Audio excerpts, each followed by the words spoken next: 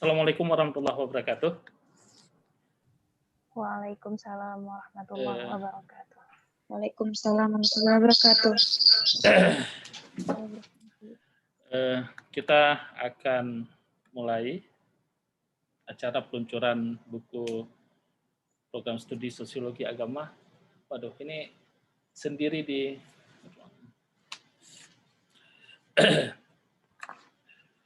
kita akan segera memulai program peluncuran buku program studi sosiologi agama Fakultas Usuluddin dan Filsafat UIN Araniri Banda Aceh. Yang kami hormati Bapak Dekan Fakultas Usuluddin yang sudah hadir. Untuk acara ini pembukaan ini akan dipandu oleh Lilis Haryanti. Lilis, kami persilakan. Silakan, Lilis. Baik, terima kasih untuk Pak Sehat. Kita mulai acara kegiatan kita hari ini. Assalamualaikum warahmatullahi wabarakatuh. Waalaikumsalam. Waalaikumsalam warahmatullahi wabarakatuh. Yang terhormat Profesor Dr. Haji Warul Walidin, AKMA selaku Rektor Universitas Islam Negeri Araniri Banda Aceh. Yang kami hormati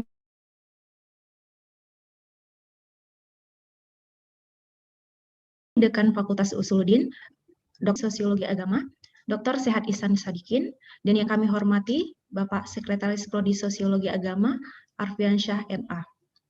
Dan yang kami hormati pemateri kita hari ini, yaitu Dini Maulina Esos, Cici Andriani Esos, dan Firsa Fandila Esos. Dan yang kami hormati Rami Esos sebagai selaku moderator kita hari ini. Puji dan syukur kita panjatkan kehadiran Allah Subhanahu wa Ta'ala, yang mana oleh Allah telah memberi kita kesehatan serta kekuatan sehingga kita dapat berkumpul di ruangan virtual ini. Salawat beriring salam kita panjatkan kehadiran Nabi besar Muhammad Sallallahu Alaihi Wasallam. Saya Lilis Haryanti sebagai Master of Ceremony akan memandu kegiatan hari ini. Dan pada hari ini Prodi Sosiologi Agama Fakultas Usuluddin dan Filsafat UIN Araniri Banda Aceh mempersembahkan acara yang sangat luar biasa inspiratif bagi seluruh masyarakat dan khususnya bagi teman-teman mahasiswa, yaitu peluncuran buku karya mahasiswa Sosiologi Agama Fakultas Usuluddin dan Filsafat UIN Araniri Banda Aceh. Peluncuran buku kali ini mengusung tema memahami agama dari pemeluknya, urgensi sosiologi agama dalam kajian keislaman. Agama merupakan salah satu faktor yang menentukan dalam mempromosikan nilai dan keutamaan hidup dalam masyarakat. Agama sangat sering dianggap hanya sebagai instrumen spiritual saja. Agama sering dianggap sebagai instrumen spiritual saja, dan sehingga agama dianggap tidak memiliki kontribusi dalam kehidupan konkret manusia dalam ranah sosial, politik, maupun budaya. Hadirin yang berbahagia, adapun susunan acara kita hari ini, sambutan dari Ketua Prodi Sosiologi Agama, kedua sambutan dari Dekan Fakultas Usuluddin dan Filsafat, ketiga sambutan dan nasihat serta peluncuran buku oleh Rektor UIN Araniri Banda Aceh, serta acara inti, yang terakhir penutup. Untuk supaya kegiatan ini berjalan dengan lancar, marilah kita buka acara ini dengan membaca doa menurut agama dan kepercayaan masing-masing. Berdoa dimulai,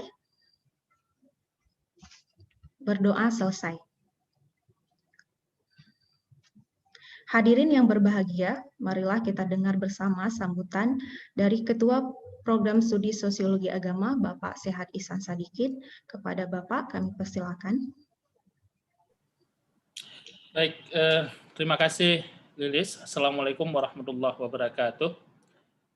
Alhamdulillahirrabbilalamin. Wassalatu wassalamu ala sayyidina Muhammadin wa ala alihi wa sahbihi ajmain, amma ba'du.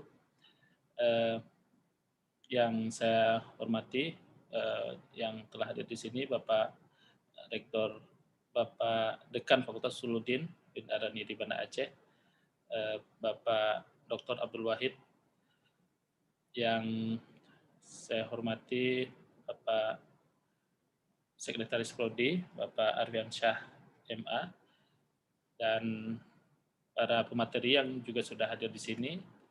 Ada Dini, ada Cici, ada Firsa, dan ada Rahmi yang juga sudah masuk ke ruang Zoom. Dan kepada teman-teman yang sudah hadir dari berbagai universitas yang ada di Indonesia yang bergabung dengan Zoom ini. Acara ini sebenarnya adalah peluncuran beberapa karya yang ditulis oleh mahasiswa berupa buku yang pada awalnya berasal dari skripsi pada tahun 2020 yang lalu. Karena pandemi di Indonesia, Rektor UIN Araniri Banda Aceh membuat sebuah surat kebijakan untuk membolehkan mahasiswa mengganti skripsi dengan sebuah artikel. Nah, kesempatan ini kemudian diambil oleh program studi sosiologi agama untuk mendampingi mahasiswa-mahasiswa yang bersedia menulis book chapter sebagai pengganti skripsi. Jadi tidak semua mahasiswa juga bersedia. Waktu itu ada 40-an lebih mahasiswa yang bersedia untuk mengikuti, yang diharuskan mengikuti workshop. Jadi ada 2 atau beberapa hari workshop yang harus diikuti oleh mahasiswa untuk membekali mereka cara menulis book chapter.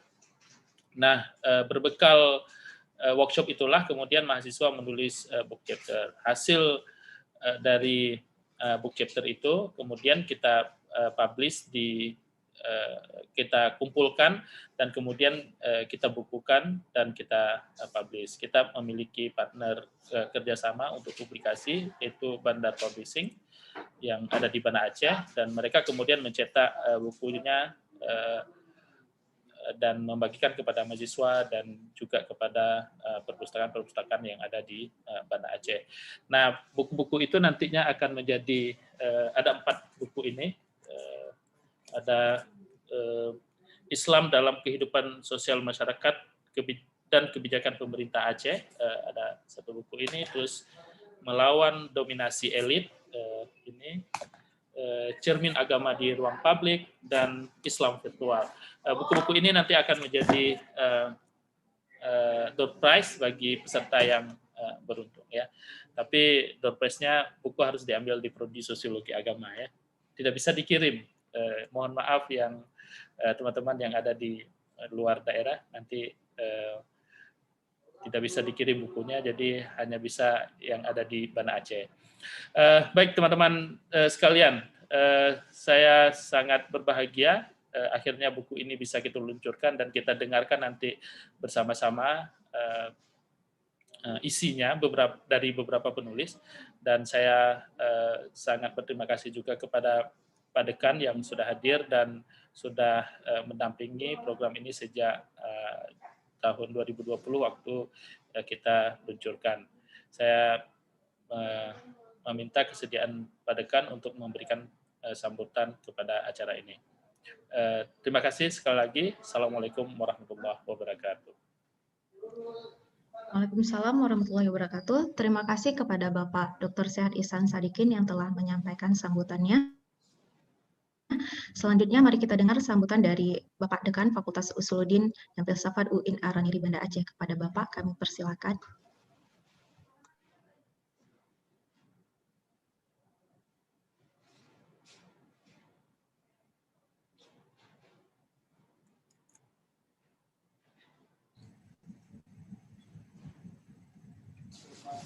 Assalamualaikum warahmatullahi wabarakatuh. Waalaikumsalam warahmatullahi wabarakatuh. Assalamualaikum. Bismillahirrahmanirrahim. Alhamdulillahilladzi 'allama bil qalam 'allamal insana ma lam ya'lam. Puji dan syukur kita pada Allah Subhanahu wa taala yang telah memberikan rahmat dan karunia-Nya kepada kita semuanya, sehingga pada saat ini kita masih dalam kondisi sehat walafiat, masih bisa melaksanakan berbagai aktivitas, baik aktivitas di kampus maupun di luar kampus. Selanjutnya selawat dan salam kita sanjungkan keharibaan Nabi kita, Nabi Muhammad SAW, berkat perjuangan dan jerih payah Rasulullah beserta sahabat dan keluarga, kita masih menikmati indahnya iman dan indahnya Islam hingga akhir zaman ini. Yang saya hormati Bapak Rektor UIN Araniri, Bapak Profesor Dr. Warul Walidin, HKMA, Kaprodi Sosiologi Agama, Sekretaris Prodi, kemudian moderator, dan yang sangat kita banggakan para pemateri, para sosiolog muda, para alumni dari Prodi Sosiologi Agama yang sudah berhasil menulis dan menerbitkan karyanya. Nah, ini merupakan kebanggaan kita, kebanggaan Prodi Sosiologi Agama, kebanggaan bagi Fakultas Usuluddin dan Filsafat, dan tentu kebanggaan bagi UIN Araniri. Terima kasih atas waktu yang diberikan kepada kami sebagai pimpinan, sebagai dekan di Fakultas Usuluddin UIN Araniri. Tentunya dengan sangat berbahagia, sangat bangga dengan hadirnya karya dari mahasiswa di Prodi Sosiologi Agama ini. Tentunya ini merupakan suatu hal yang patut diakui dan diberikan apresiasi yang setinggi-tingginya. Dan kita membanggakan bahwa hasil karya ini dapat terlaksana tanpa ada dana yang disupport dari lembaga. Jadi ini swadaya dari penulis itu sendiri. Ini merupakan sesuatu yang sangat kita apresiasi. Kemudian karya-karya yang dihasilkan ini sudah dikemas dalam kemasan cover yang bagus, diterbitkan oleh penerbit yang sudah terkenal, yaitu Bandar Publishing, Banda Aceh. Dan juga hasil cetakannya sudah sangat bagus. Dari segi ini sudah sangat layak untuk dikonsumsi oleh masyarakat. Tergantung bagaimana kita bekerja sama nanti untuk memasarkan karya-karya ini. Apalagi sekarang ini bisa kita pasarkan secara online, sangat mudah. Kita bisa menjualnya lewat Tokopedia, lewat Shopee dan sebagainya. Mungkin tidak perlu kita ada tokonya, cukup toko virtual. Seperti judul buku juga tadi ada yang Islam virtual. Jadi terima kasih, terutamanya ini penggeraknya Bapak Sehat Ihsan Sadikin, dan juga saya menyaksikan sendiri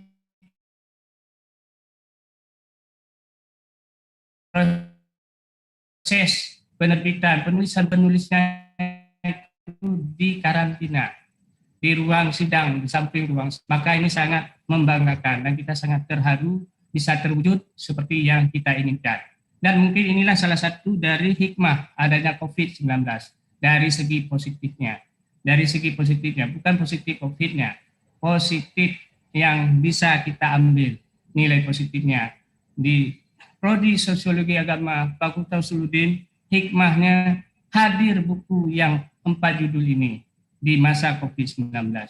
Mungkin ke depan bisa kita kembangkan lebih jauh lagi dan bisa kita bawa ke tingkat yang lebih tinggi, kita bawa ke tingkat universitas, bahwa penerbitan book chapter seperti ini adalah sesuatu yang lebih bermanfaat, lebih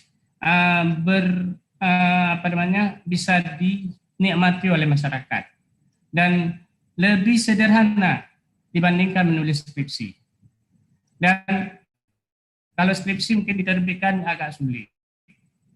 Satu orang satu skripsi. Maka dengan seperti ini mudah-mudahan ke depan menjadi kesempatan yang akan datang, adanya kesempatan yang akan datang untuk menulis, melahirkan buku-buku karya para mahasiswa, bukan hanya dari prodi yang lain, baik di Fakultas Usuluddin maupun di luar Fakultas Usuluddin, di UIN Araniri secara umum. Nah, mungkin itu saja sambutan dari saya. Selamat kepada para penulis, para pemateri yang dihadirkan pada hari ini, mungkin mewakili dari beberapa penulisnya. Sekali lagi selamat dan terima kasih kepada semua pihak yang telah merintis dan melakukan kegiatan seperti ini. Kegiatan ini dan pihak Prodi Sosiologi Agama telah mengangkat nama Fakultas Usuluddin ke jenjang yang lebih tinggi. Mudah-mudahan ke depan kita lebih baik lagi. Maka demikian yang dapat saya sampaikan. Terima kasih dan mohon maaf apabila ada kekurangannya. Hadanallah wa iyyakum ajma'in. Wabillahi taufiq wal hidayah. Wassalamualaikum warahmatullahi wabarakatuh. Assalamualaikum warahmatullahi wabarakatuh. Terima kasih kepada Bapak Dekan Fakultas Usuluddin dan Filsafat UIN Araniri yang telah menyampaikan kata sambutannya. Untuk yang terakhir, kata sambutan dan nasihat, mari kita dengar dari Bapak Rektor UIN Araniri. Silakan, Pak.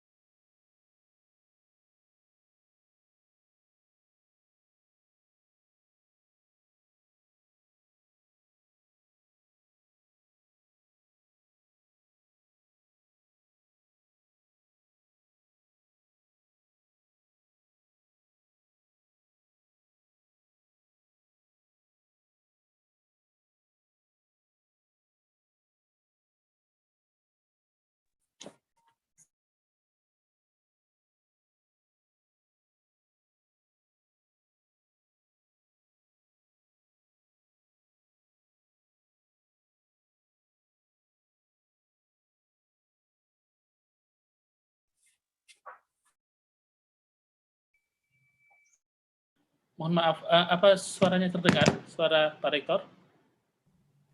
Nggak ada suara, Pak. Waduh. Tidak ada suara. Nggak ada. Mohon maaf, kita ulang ya. Ini gimana cara bisa biar ada suara ya?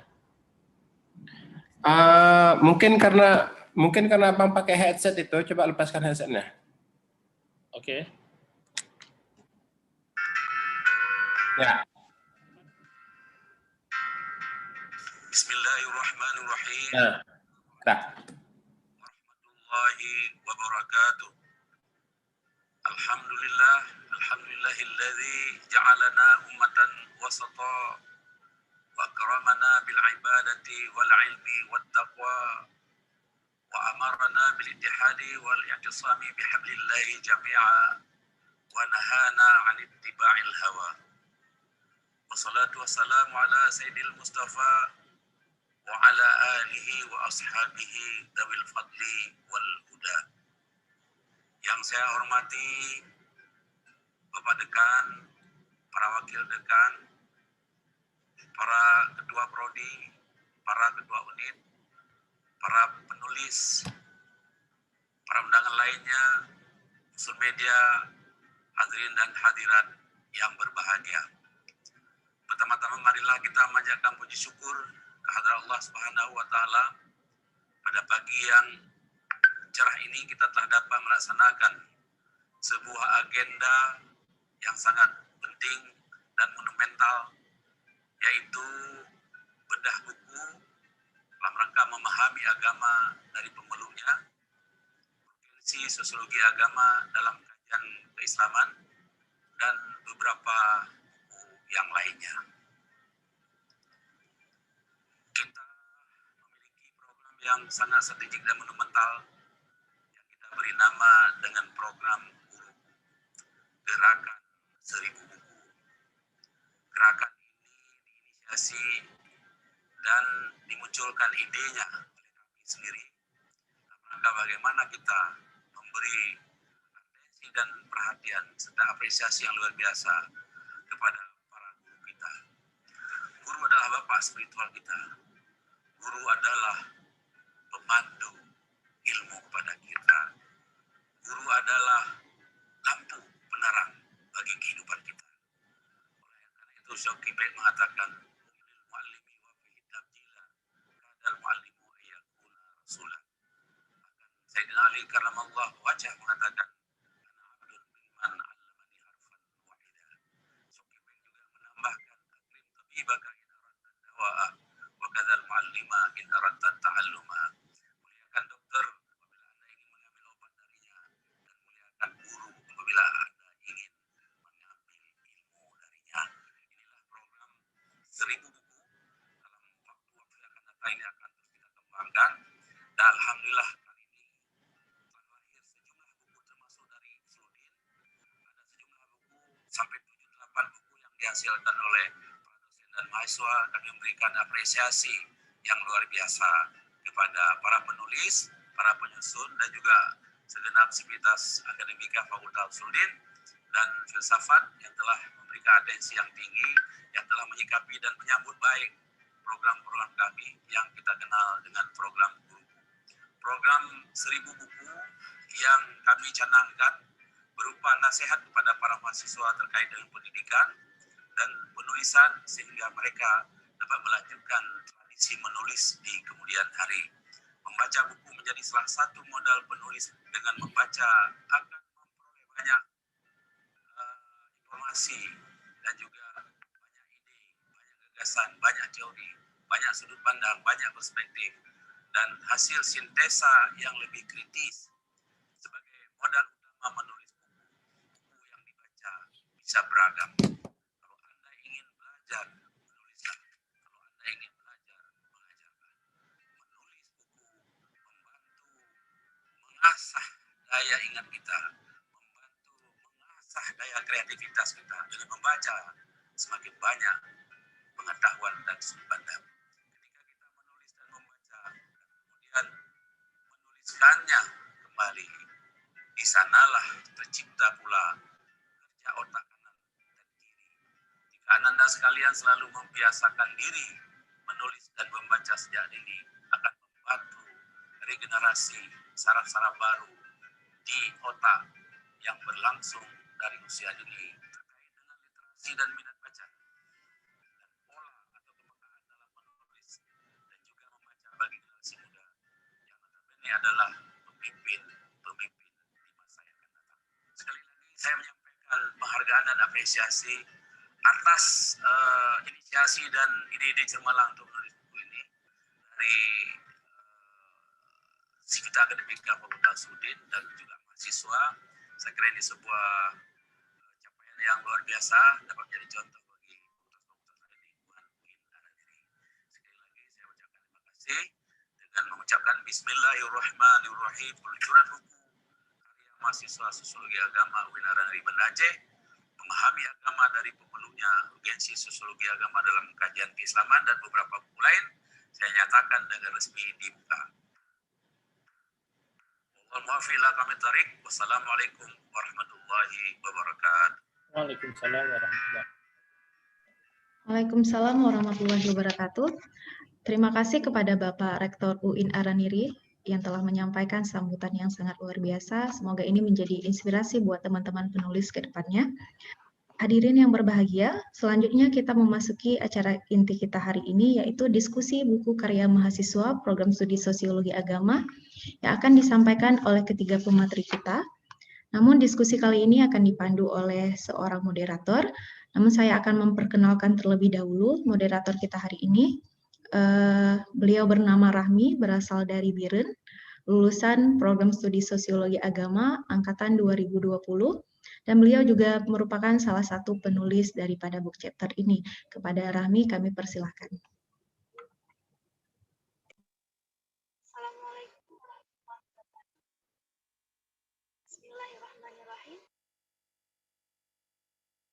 pagi dan salam sejahtera bagi kita semua. Semoga kita selalu dalam keadaan kita.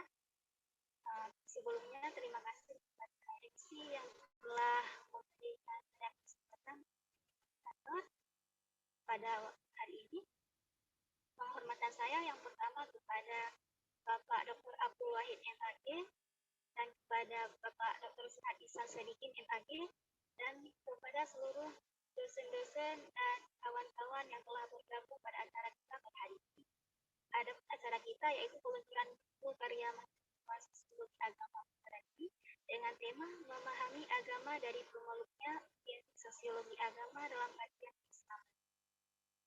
Yang dimana kita tahu bahwa sosiologi agama ini bukan hanya mempelajari tentang ranah sosial, namun sosiologi agama juga mempelajari urgensi agama terhadap pemeluknya.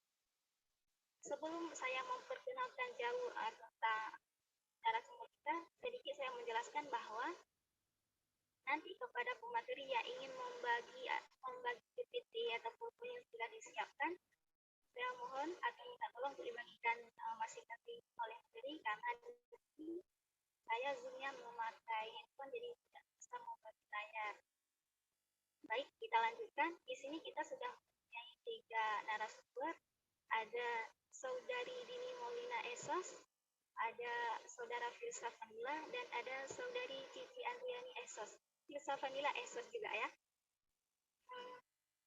Ketiga pemateri kita merupakan lulusan dari Sosiologi Agama Winarani Banda Aceh tahun 2020. Jadi langsung saja kita mendengar paparan dari pemateri kita yang pertama, yaitu kepada Saudari Dini Maulina Esos, kepada Saudari Dipersilakan. Baik, Assalamualaikum warahmatullahi wabarakatuh.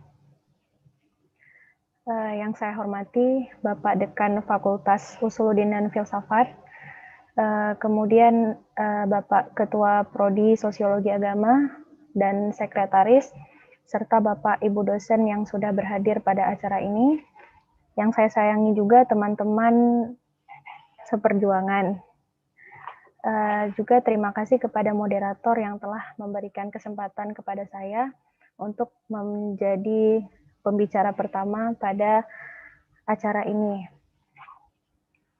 Sebelumnya saya izin untuk membagikan PowerPoint.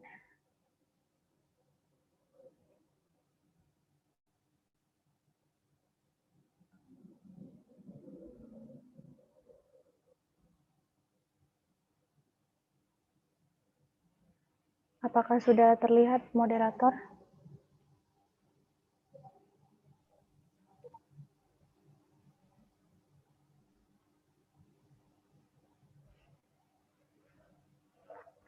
Baik, jadi langsung saja judul buku yang saya tulis bersama teman-teman yang lain itu adalah Islam Virtual, Politik, Dakwah, dan Kesenangan di Media Sosial. Buku ini saya tulis bersama 6 orang teman lain, yaitu Willy Hizriani Nasution, kemudian ada Wali Fansuri, kemudian ada Zia Ulhaj, kemudian Maulida Rahmi, Agus Maulidin, serta Marlin Yanti. Jadi yang pertama sekali yang ingin saya jelaskan, karena tema kita tentang memahami agama dari pemeluknya, jadi sedikit saya ingin memberi bukan pemahaman ya, mungkin sedikit pengantar untuk pembuka diskusi kita. Yang pertama tentang memahami Islam. Kita tahu bahwa Islam merupakan agama terbesar kedua di dunia, yang pengikutnya itu mencapai 1,9 miliar penduduk di dunia. Kemudian pemeluk agama Islam itu disebut dengan Muslim, yang menurut saya itu terbagi ke dalam 2 tipe. Yang pertama itu ada Muslim yang sejak lahir, atau bisa kita sebut dengan Islam warisan. Artinya kita terlahir dalam keluarga Muslim dan otomatis kita akan mengikuti agama dari orang tua kita. Termasuk saya sendiri, saya ini Islam warisan. Kemudian Islam yang kedua adalah Islam yang kita cari, atau dalam Islam disebut dengan mu'alaf. Artinya seseorang yang lahir mungkin beragama non-muslim, atau apapun itu agamanya, kemudian ia mendapatkan hidayah dan akhirnya memeluk agama Islam. Nah, yang ingin saya katakan di sini, baik Islam warisan ataupun Islam yang kita cari atau kita sebut dengan mu'alaf, itu tidak menjadikan seseorang itu lebih paham Islam gitu. Akan tetapi jika kita mau mencari, terlepas dari itu kita seorang mu'alaf ataupun kita muslim dari lahir, selama kita mau mencari, kita akan tahu apa itu Islam. Jadi selanjutnya cara memahami Islam itu sendiri. Di sini saya membagi cara memahami itu ke dalam dua. Yang pertama ada masa lampau. Jadi pada masa lampau itu bisa kita lihat bahwa sarana untuk memahami, untuk belajar Islam itu bisa kita dapatkan pada pesantren, sekolah Islam ataupun madrasah. Atau kalau di kampung-kampung itu di Aceh, kita bisa pergi ke Menasah atau ke balai-balai seperti itu. Kemudian sumber dari pemahaman Islam sendiri, kalau pada masa lampau itu bisa kita dapatkan pada kitab, kemudian buku, tuh. Dan selanjutnya ia bersifat terbatas dan di sini saya menyebutkan itu offline karena kenapa? Karena pada masa lampau ketika kita ingin mencari tahu tentang Islam, kita akan bertemu langsung dengan gurunya, tuh. Beda dengan zaman sekarang. Nah, kalau masa kini sarana untuk belajar agama itu beragam, sumbernya juga beragam, serta sifatnya itu tidak terbatas dan bisa dilakukan secara online. Apalagi pada masa pandemi sekarang kan banyak tuh pengajian yang dilaksanakan secara online ya karena situasi dan kondisi juga yang tidak memungkinkan seperti itu. Jadi langsung saja kita masuk kepada tema besar dari judul besar dari buku kita, yaitu Islam virtual. Nah, kenapa disebut virtual? Ya karena Muslim saat ini hidup di era globalisasi dan setiap harinya akan selalu ada teknologi yang diperbaharui dan diciptakan. Artinya, kita tidak bisa terlepas dari perkembangan tersebut. Mau tidak mau kita akan terlibat dan terjun langsung dalam perkembangan tersebut. Nah, termasuklah di dalamnya nanti pengetahuan tentang keagamaan yang akan kita peroleh melalui media sosial dan lain sebagainya. Kemudian yang menjadi fokus dari buku saya terbagi ke dalam 3 fokus besar. Yang pertama ada politik, dan yang kedua ada dakwah, dan yang terakhir ada kesenangan. Nah, di politik ini, di sini dijelaskan bahwa media sosial itu digunakan sebagai media untuk membentuk citra diri bagi politisi. Nah, teman saya yang menulis tentang tema besar ini adalah Willy. Willy menjelaskan bahwa media sosial itu, khususnya Instagram, itu digunakan oleh politikus-politikus untuk membentuk citra diri. Artinya, nantinya rakyat itu akan memandang si politikus ini sebagai sosok yang apa? Oh, apakah religius kah? Ataukah ia sosok yang peduli dan lain sebagainya. Kemudian fokus kedua itu adalah dakwah. Nah, kebetulan yang menulis tentang fokus ini adalah saya sendiri. Di sini dijelaskan bahwa proses dakwah itu sudah lebih modern dengan memanfaatkan perkembangan teknologi atau media sosial. Jadi terjadi pergeseran antara dakwah masa lalu dengan saat ini gitu. Ketika saat masa lalu itu kita lihat bahwa ketika seorang dai atau penceramah itu ingin berdakwah, maka beliau akan berdiri di mimbar, kemudian menyampaikan materi, dan ada jamaahnya juga, artinya nyata. Namun saat ini ketika kita ingin mendengar ceramah gitu atau melakukan dakwah, kita bisa memanfaatkan teknologi yang ada seperti media sosial YouTube dan lain sebagainya. Nah, kalau untuk tulisan yang saya tulis dalam buku ini, saya memfokuskan kepada YouTube itu sendiri, dan lebih fokusnya itu kepada salah satu akun dakwah yang dikelola oleh alumni dari Fakultas Usuluddin dan Filsafat juga. Kemudian fokus yang terakhir adalah kesenangan, berupa kesenangan virtual anak muda di Aceh serta kaitannya dengan agama. Nah, pada fokus ini dijelaskan bahwa media sosial itu juga digunakan sebagai sumber kesenangan. Misalnya ketika seseorang itu bermain game. Lalu bagaimana pendapat lalu bagaimana kaitannya itu dengan agama. Nah, itu juga dibahas dalam buku ini. Mungkin hanya itu saja yang bisa saya jelaskan tentang buku yang saya tulis bersama teman-teman. Terima kasih atas segala perhatian dan semoga bermanfaat. Saya serahkan kembali kepada moderator.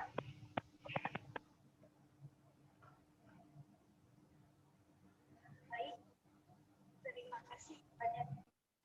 Apa suara saya terdengar?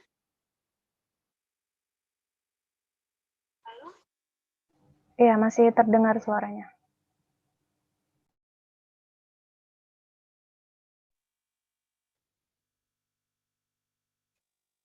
Halo? Suara saya terdengar, Dini? Iya, masih terdengar. Baik. Terima kasih kepada Dini yang telah menyampaikan sedikit materinya yang sangat menarik. Kemudian kita langsung saja kepada pertanyaan kedua, yaitu kepada saudara Firsa Fanila. Silakan.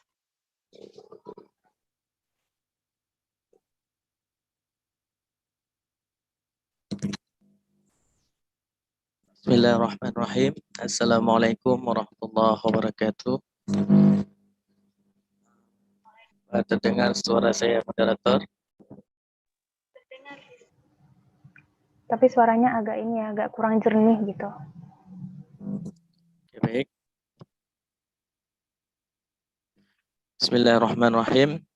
Alhamdulillahirabbil alamin. Wassalatu wassalamu ala asyrafil anbiya'i wal mursalin wa ala alihi washabbihi ajma'in. Puji syukur kepada Allah, salawat dan salam kepada Rasulullah. Yang saya hormati Bapak Dekan Usuluddin dan Filsafat, kemudian Kaprodi Sosiologi Agama beserta Sekretaris, dan yang saya hormati kawan-kawan seperjuangan beserta partisipan yang telah bergabung dalam ruangan Zoom ini. Terima kasih buat semuanya. Jadi pada kesempatan ini saya akan menceritakan atau menjelaskan sedikit tentang isi buku saya. Sebelumnya saya akan membagikan PPT-nya dulu.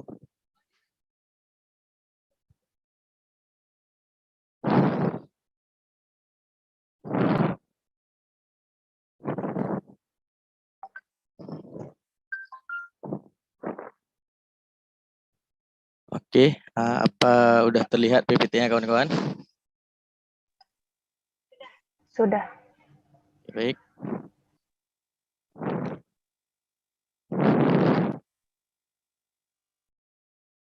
Jadi buku yang kami tulis pada kemarin, karya kami judulnya adalah Cermin Agama di Ruang Publik, Spiritualitas, Gender, dan Relasi Antarumat Beragama di Aceh. Jadi buku ini bukan hanya saya sendiri yang menulis, tapi ada beberapa kawan lain seperti Angga, Cut Aramita, Farhan, Maknawiyah, Maria, Niswa, dan Rahmi sendiri. Yang kebetulan hari ini menjadi moderator. Jadi nanti Rahmi kalau mungkin kurang jelas penjelasan saya bisa ditambahkan oleh Rahmi sendiri. Karena Rahmi juga penulis atau bagian dari buku ini. Jadi gambaran sekilas tentang buku ini adalah tentang cermin agama di ruang publik. Jadi kita ini selaku masyarakat sosial yang hidup dalam suatu masyarakat tentu banyak keragaman, bukan hanya beragam agama saja. Dalam Islam saja kita bisa berbeda-beda pendapat atau ide bagaimana cara kita menjalankan agama masing-masing, apalagi dengan umat beragama lainnya. Contohnya saja orang Islam itu, dalam Islam saja banyak sekali pandangan-pandangan yang mungkin berbeda dengan sesama Islam itu sendiri. Jadi cara pandang itu yang membuat nanti bagaimana dia berlaku dalam kehidupan sosial, inilah cermin agama. Dan setiap orang itu apakah itu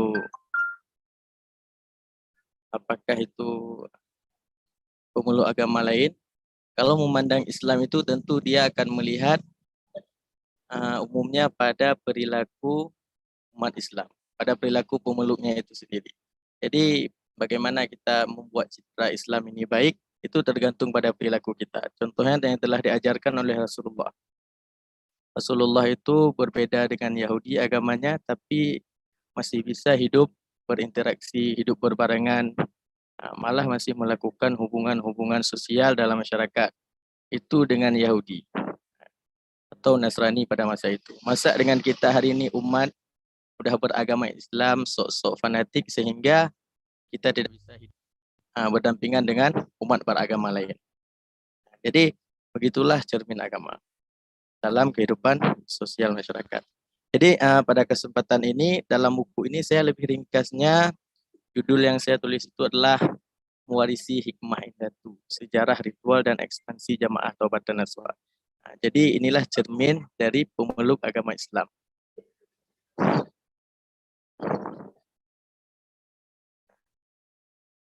Jadi di sini saya menjelaskan mengapa saya mengambil judul ini Mewarisi Hikmah Indatu. Karena dalam cara beragama Islam ini kan beda-beda. Ada orang yang ingin ke kelompok ini, ke sekte ini, ke pemahaman yang begini. Jadi pada kesempatan ini saya membahas itu, objeknya adalah Jamaah Taubatan Nasuha. Jadi Jamaah Taubatan Nasuha ini adalah satu jamaah Islam, kelompok Islam. Jadi mereka lebih di bagian sufi atau tarekat. Mereka mengamal-amalkan zikir. Jadi mewarisi hikmah indatu ini, kata-kata hikmah indatu ini adalah kata-kata yang sering diucapkan oleh jamaah Taubatan Nasuha itu tersendiri. Karena pandangan mereka bahwa amalan yang mereka lakukan itu adalah turunan daripada indatu-indatu mereka, khususnya indatu orang Aceh dulu. Jadi fokus pada bagian yang saya jelaskan itu adalah di bab saya adalah pertama itu adalah zikir dalam masyarakat, kemudian zikir dan rapai, kemudian majelis zikir jamaah itu tersendiri. Kalau kita berbicara soal zikir di Aceh khususnya, itu orang Aceh sudah terbiasa dengan kata-kata zikir atau zikir berjamaah. Secara umum di Indonesia, jadi bagi orang Aceh ini tidak ada istilah asing dengan kata zikir. Sehingga kelompok-kelompok zikir di tengah masyarakat Aceh ini, majelis-majelis zikir itu cepat berkembangnya. Apalagi kita kenal orang Aceh ini paling fanatik dengan agama. Jadi kalau ada kelompok-kelompok agama sedikit itu udah langsung viral di tengah masyarakat. Jadi berbondong-bondong orang itu masuk. Jadi begitu. Jadi bagi penulis sendiri yang menarik dari kelompok majelis zikir ini untuk diteliti itu apa? Karena majelis zikir ini adalah memadukan antara zikir dan rapai. Kalau menurut beberapa pandangan orang Islam itu, alat musik itu mereka ada yang beranggapan itu haram hukumnya. Tapi dalam majelis zikir ini mereka menggunakan alat musik. Itu seperti yang saya sebutkan di sini adalah rapai. Rapai itu adalah alat musik tradisional dari Aceh. Sehingga digunakan dalam majelis zikir ini. Digunakannya ketika zikir. Kalau sebelumnya kita melihat majelis-majelis zikir itu kalau berzikir langsung saja berzikir secara berjamaah. Tapi dalam majelis zikir ini mereka berzikir secara berjamaah kemudian menabuh rapai sehingga menghasilkan bunyi-bunyi. Alasan mereka ini adalah untuk melatih kekhusyukan mereka, zok yang dihasilkan daripada zikir mereka. Jadi sedikit ini adalah perkembangan sejarah terbentuknya Jamaah Taubatan Nasuha. Jadi terbentuknya pada awalnya itu 2005 di rumah pimpinannya, kemudian 2007 pengajian ini mulai berkembang, artinya sudah mulai masyarakat terbuka umum untuk masyarakat di selingkaran rumahnya ataupun dari luar daerah Aceh Besar itu sendiri. Namun munculnya majelis zikir ini tidak selalu mendapatkan respon dari masyarakat. Tentu ada masyarakat yang menolak. Yang menolak itu pun orang Islam itu sendiri. Itulah yang dinamakan bagaimana perilaku kita ini, orang Islam ini, dalam satu beragama saja itu bisa berbeda-beda pendapat. Contohnya terkait dengan munculnya Jamaah Taubatan Nasuha. Ada yang tidak senang atau bukan tidak senang, artinya berbeda pendapat dengan sekelompok orang. Sehingga pada 2013 itu pimpinan Jamaah Taubatan Nasuha ini dipanggil oleh MPU Aceh Besar Janto sehingga untuk meluruskan persoalan tuduhan-tuduhan yang dilayangkan oleh masyarakat. Nah, kemudian ada beberapa ritual dalam jamaah zikir ini. Pertama adalah salat sunnah, itu salat sunnah seperti biasa. Namun ada yang berbedanya, salat sunnah mereka ini adalah salat sunnah itu hanya di jumlah rakaat. Bagi jamaah yang ingin bergabung ke sini, biasanya itu akan disuruh salat sunnah taubat sebanyak 44 rakaat. Kemudian salat sunnah hajat 44 rakaat, salat tasbih 44 rakaat. Kalau sebelumnya kita pada kebanyakan kita ini umumnya kita salat sunnah itu 2 rakaat. Tapi kalau dalam jamaah ini 44 rakaat. Nah, kemudian ada zikir rapai seperti yang saya jelaskan tadi, artinya berzikir dengan menggunakan rapai. Kemudian ada zikir secara pribadi, itu adalah zikir atau amalan-amalan atau tarekat-tarekat yang diberikan kepada jamaah yang bergabung. Kemudian ada khalwat atau khalut. Khalut ini bahasa Aceh. Khalwat ini artinya kita menyendiri, hanya berdua-duaan dengan Tuhan. Artinya kita nanti disuruh sama pimpinan tarekat ini, kita menyendiri di hutan-hutan kayak itu untuk melatih bagaimana jiwa kita, rohani kita. Itu menurut pandangan mereka. Kemudian ini ada ekspansi jamaahnya, artinya kelompok keagamaan ini, Jamaah Taubatan Nasuha ini sudah mulai menyebar di Aceh Besar. Itu di Aceh Besar sendiri terbentuk itu pada tahun 2016, kemudian ada penyebarannya ke Jinib, Birun, kemudian sampai ke Ibuh, Sabang. Nah, jadi dapat simpulkan bahwa bagaimana agama Islam ini di publik, ya seperti inilah. Islam ini berkembang, namun di tengah-tengah perkembangannya itu tentu ada pro dan kontra. Apakah itu dari orang di luar Islam sendiri ataupun orang di dalam Islam. Jadi inilah cara pandang kita antar umat beragama ini beda-beda. Jadi kita ini harus saling memaklumi. Kita ini kan mempunyai ide-ide dan pandangan-pandangan masing-masing. Jadi itu saja, sekian dari saya, lebih dan kurang saya mohon maaf. Wabillahi taufiq wal hidayah. Assalamualaikum warahmatullahi wabarakatuh. Saya kembalikan kepada moderator.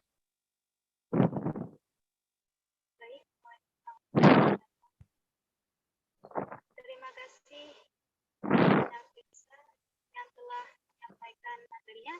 Kemudian langsung saja kita masuk kepada pemateri yang terakhir, yaitu Saudari Kiki Andriani. Ada Saudari, disilakan.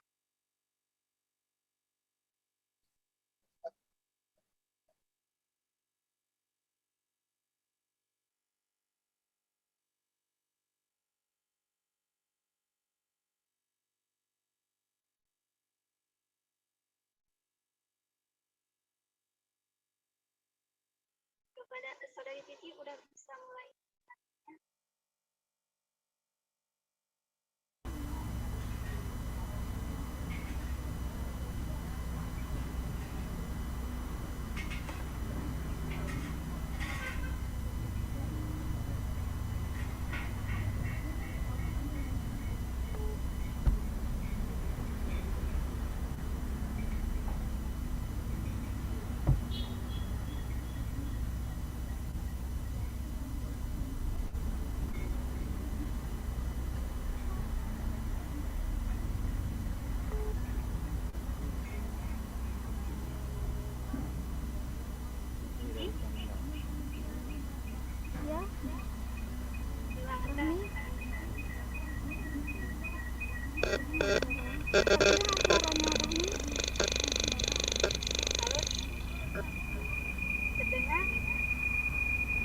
Oh ya, baik.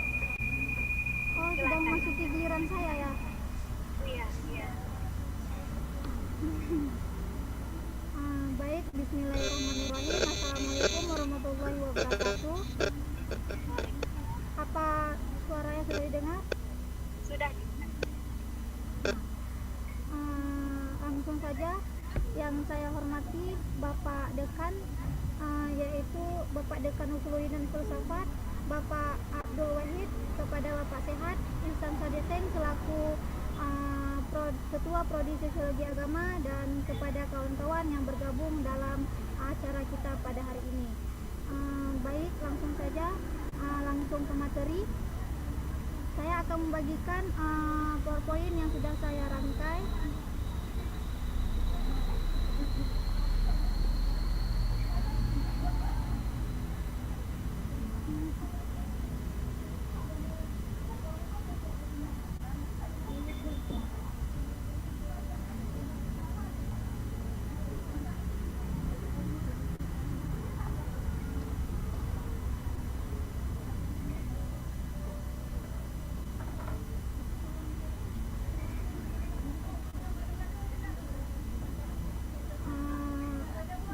Kami menulis buku yang berjudul Islam dalam Kehidupan Sosial Masyarakat dan Kebijakan Pemerintah di Aceh. Di sini saya tidak menulis buku sendiri, yaitu ada beberapa kawan saya, yaitu Imam Satria, Maulida, Putri Yunita, Sabirin, Said M. Halim, dan Sunardi Syahri Ramadan. Saya menulis khususnya yaitu tentang respon masyarakat Gampong Alumongota, Aceh Barat Daya atau ABIA terhadap pekerjaan alumni daya tradisional. Apa PPT-nya sudah nampak, Rahmi? Tidak nampak. PPT-nya belum.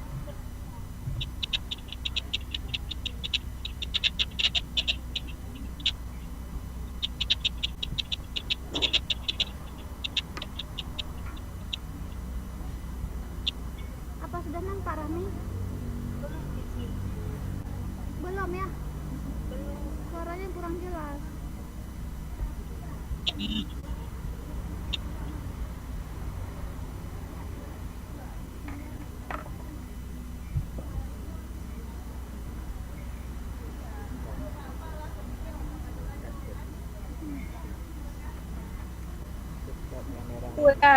Dumai.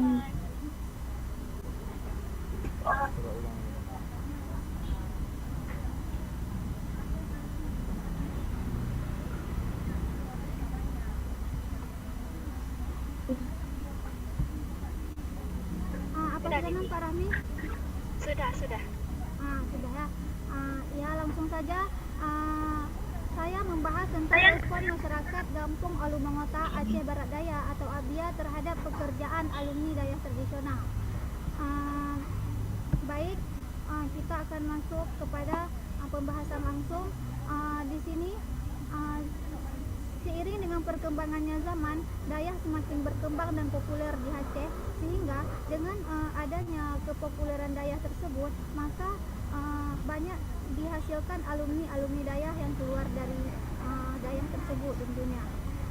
Kemudian di daya, alumni daya itu sendiri sangat berkontribusi di tengah masyarakat. Mereka mampu memberikan hal-hal positif terhadap masyarakat sekitar. Kemudian kita akan melihat alumni daya di Gampong Alumongota itu sendiri. Di Gampong Alumongota terdapat beberapa alumni daya yang berasal dari daya di daerah maupun daya di luar daerah. Kemudian setelah keluar dari daya, alumni daya ini sangat memerankan peran penting di tengah masyarakat. Mereka mampu memberi nilai positif di tengah-tengah kehidupan sosial.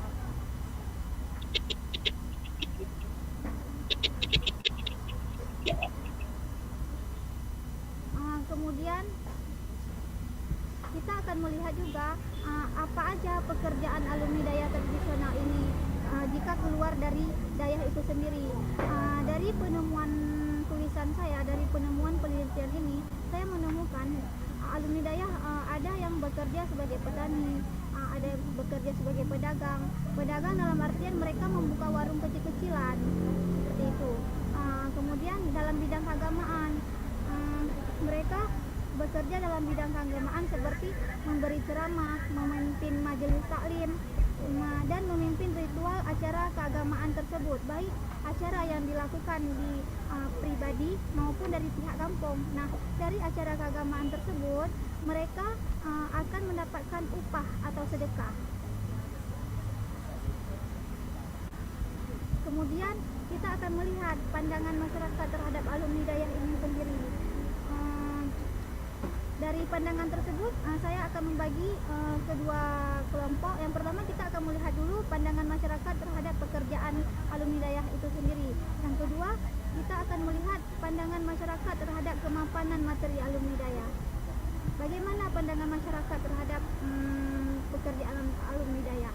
Nah, dari penemuan saya terdapat ada dua anggapan masyarakat terhadap pekerjaan alumni dayah tersebut. Yang pertama, ada kelompok yang mengatakan alumni dayah itu layak dalam bekerja, ada kelompok yang mengatakan alumni dayah ini belum layak dalam pekerjaan mereka. Tentu dari pernyataan tersebut ada beberapa alasan, yaitu yang pertama, adapun kelompok yang mengatakan layak dalam segi pekerjaan, mereka melihat apapun pekerjaan yang dapat menghasilkan pendapatan dan dapat memenuhi kebutuhan hidup sudah dianggap layak. Dan mereka juga melihat dari pakaian yang alumni dayah kenakan tidak jauh berbeda dari orang-orang biasa kenakan. Maka dari itu mereka menganggap alumni dayah ini layak dari segi pekerjaan. Kemudian ada kelompok yang mengatakan alumni dayah belum layak dari segi pekerjaan. Kenapa? Ya karena mereka melihat alumni dayah ini belum adanya perkembangan dalam tingkat bekerja, masih di daerah kampung saja. Makanya mereka menganggap alumni dayah belum adanya kelayakan dalam segi pekerjaan. Kemudian pandangan masyarakat terhadap kemapanan materi. Nah, juga terkait dengan pekerjaan tersebut.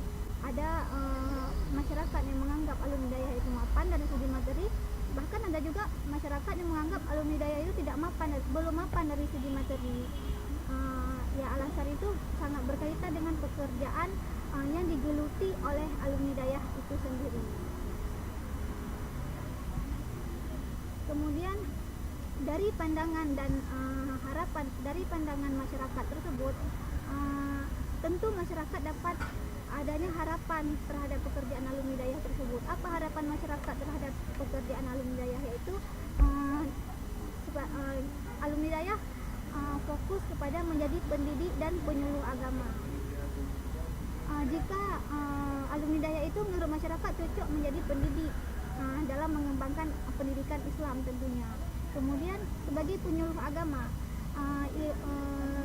mengapa masyarakat mengatakan alumni dayah itu sebagai penyuluh agama? Karena biar adanya perkembangan, bukan hanya dalam tingkatan kampung saja, alumni dayah mampu berkembang di luar daerah tentunya. Nah, itu saja mungkin paparan dari materi saya, Rahmi. Saya terima kasih. Saya kembali kepada moderator.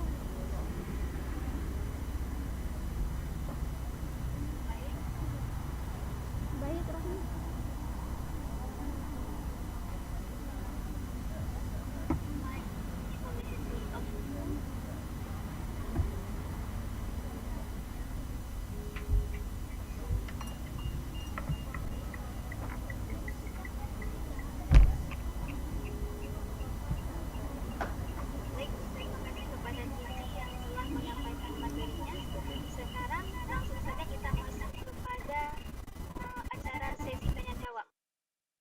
Jawab ini kita buka 2 tahap, yang dimana nanti penanya langsung mengaktifkan mikrofonnya, pertanyaannya diajukan kepada siapa disebutkan dan namanya disebutkan. Silakan.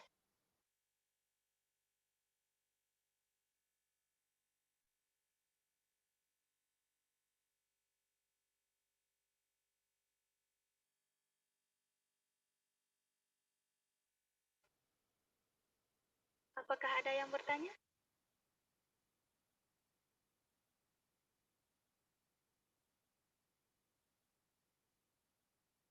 Apakah suara saya terdengar?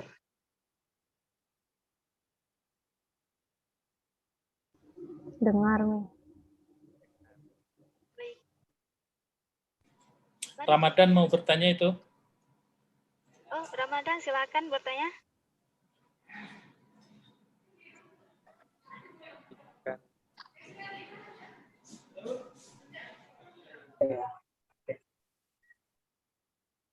Baik Kak, izin bertanya kepada pemateri. Sebelumnya saya ucapkan terima kasih banyak kepada semua pemateri.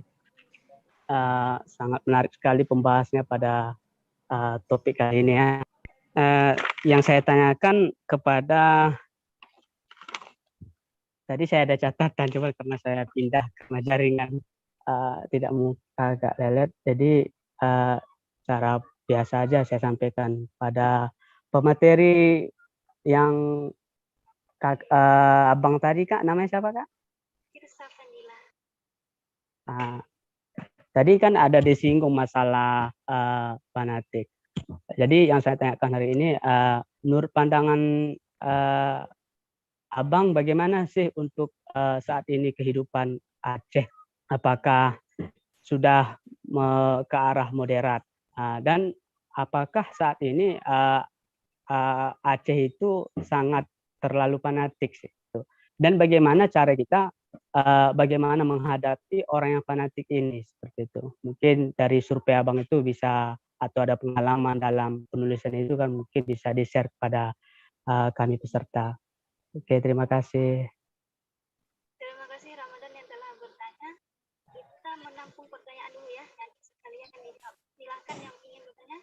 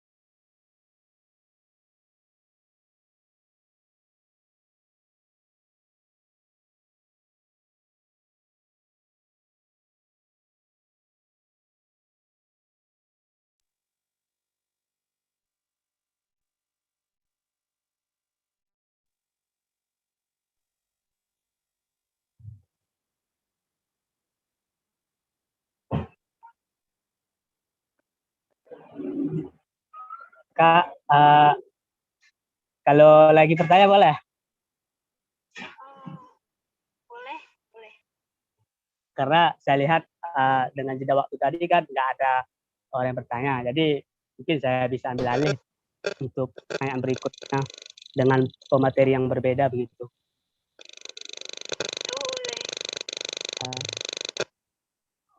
Baik, yang saya tanyakan kepada pemateri yang ketiga tadi Kak ya, cukup menarik sekali juga terkait membahas seputar daerah gitu ya. Jadi pertanyaan saya, tadi kan ada tadi kan Kakak tadi ada bahas tentang layaknya seorang alumni daerah bekerja dalam alasan yang sudah dijelaskan tadi, ada yang layak, ada yang tidak. Menurut pandangan Kakak ataupun ada melakukan penelitian atau gitu kan, apakah setiap alumni daerah itu memiliki keterbatasan gitu kan? Karena saya juga secara pribadi juga alumni daerah, melihat bahwasanya memang alumni daerah ini kalau kita lihat kan dia lebih ke arah seperti keagamaan gitu. Mungkin Bilal, ya kan, khatib dan sebagainya. Artinya dia lebih keagamaan. Sementara kalau kita lihat di desa, setiap alumni hidayah itu jarang masuk ke perangkat desa dalam bentuk misalnya seperti apakah dia bendahara, ya kan. Nah, jadi menurut pandangan kakak, kekurangan alumni hidayah itu dalam segi apa? Apakah dia rendah dalam ilmu pendidikan secara modern seperti misalnya elektronik, ya kan, penggunaan media begitu. Mungkin ada penemuan ataupun bisa nanti di-share, ya kan, ilmunya gitu. Terima kasih Kak. Baik, terima kasih kepada Ramadan. Jika tidak ada yang ingin bertanya,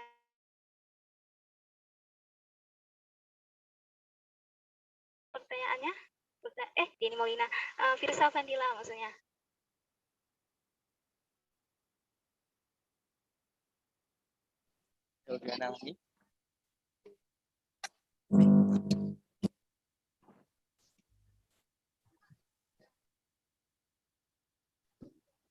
Halo. Halo, iya.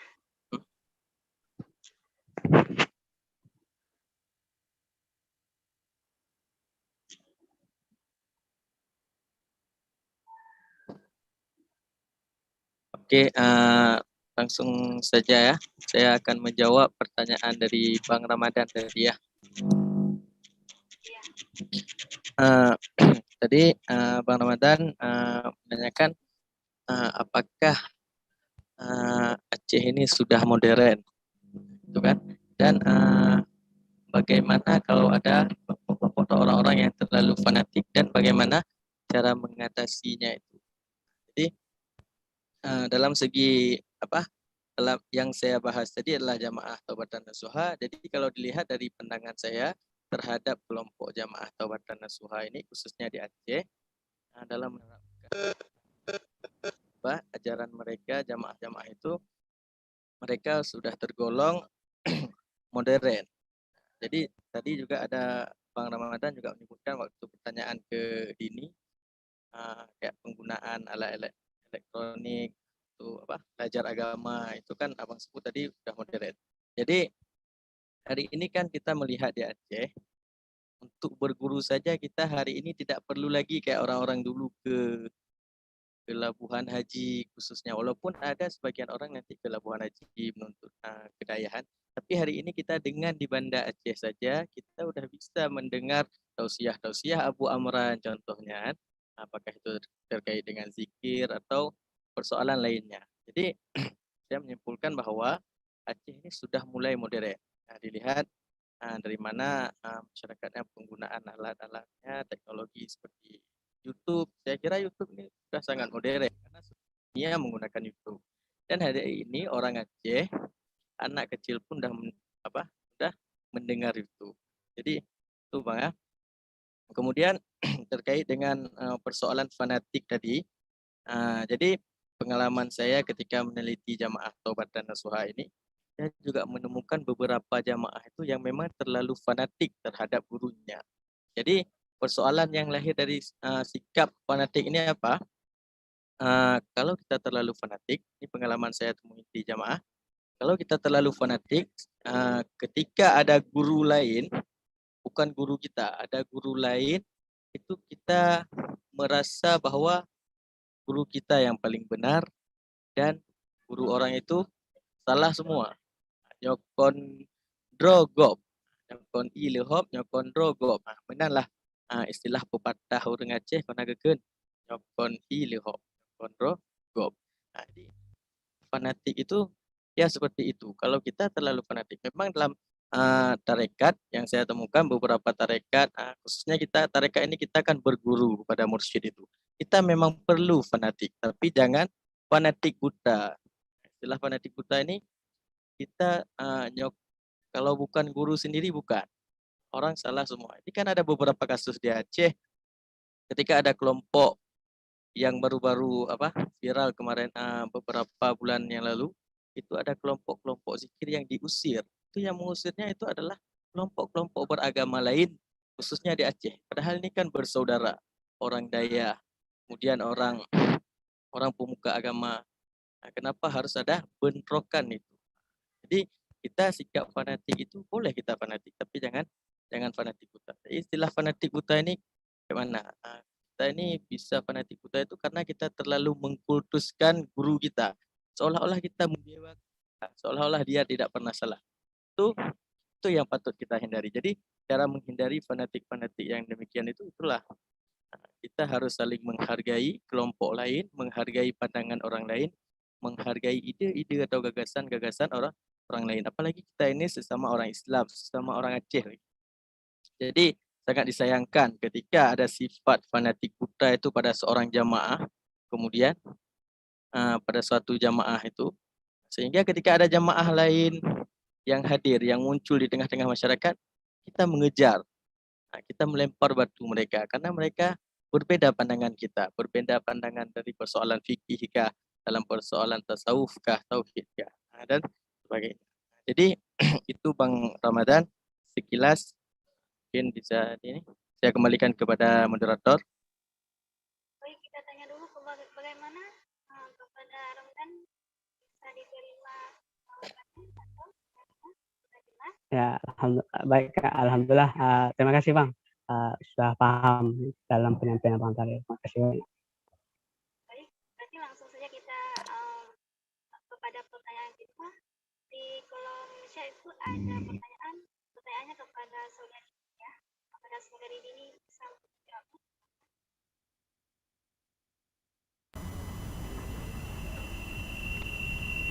Baik, saya langsung menanggapi pertanyaan dari Bang Ramadan, yang mana pertanyaannya bagaimana pandangan setiap alumni dayah itu apakah memiliki keterbatasan dalam keagamaan. Langsung saja, jadi jika alumni dayah ini jadi masyarakat melihat khususnya di Gampung Alimota ini terbatasnya ruang lingkup kegiatan alumni dayah itu, masyarakat menganggap bahwa alumni dayah itu tidak cocok bekerja di sektor di luar keagamaan. Mereka hanya bisa bekerja di sektor keagamaan saja. Mereka tidak ke dalam ranah politik, misalnya ke dalam ranah pemerintahan. Tapi kita melihat bahwa di beberapa daerah alumni dayah mampu berkiprah di tengah-tengah masyarakat. Mereka mampu menjadi penggerak sosial, aktivis, pengusaha, bahkan orang-orang hebat. Tentunya mereka berasal dari alumni dayah. Jadi jika ditanya apakah alumni dayah itu memiliki keterbatasan dalam bidang keagamaan, menurut saya tidak ya, karena mereka mampu memberikan hal-hal yang positif di tengah masyarakat. Alumni dayah itu menurut saya orang yang terdepan di dalam masyarakat. Mereka berperan aktif dan berperan penting di dalam masyarakat. Seperti kita lihat misalnya dalam sebuah kampung, jika tidak adanya alumni dayah, maka acara ritual keagamaan itu tidak akan berjalan secara alumni dayah itu menurut saya tidak terbatas dalam segi keagamaan saja. Mereka mereka juga tidak tertinggal dalam segi ilmu pendidikan umum lainnya. Mampu berkiprah di dalam masyarakat, mampu mengembangkan ilmu pengetahuannya secara luas dalam masyarakat. Misalnya tidak jarang kita jumpai alumni dayah juga bergabung di dalam anggota dewan seperti itu. Mungkin masyarakat desa Alimota menganggap bahwa alumni dayah ini masih dalam ruang lingkup Gampung saja.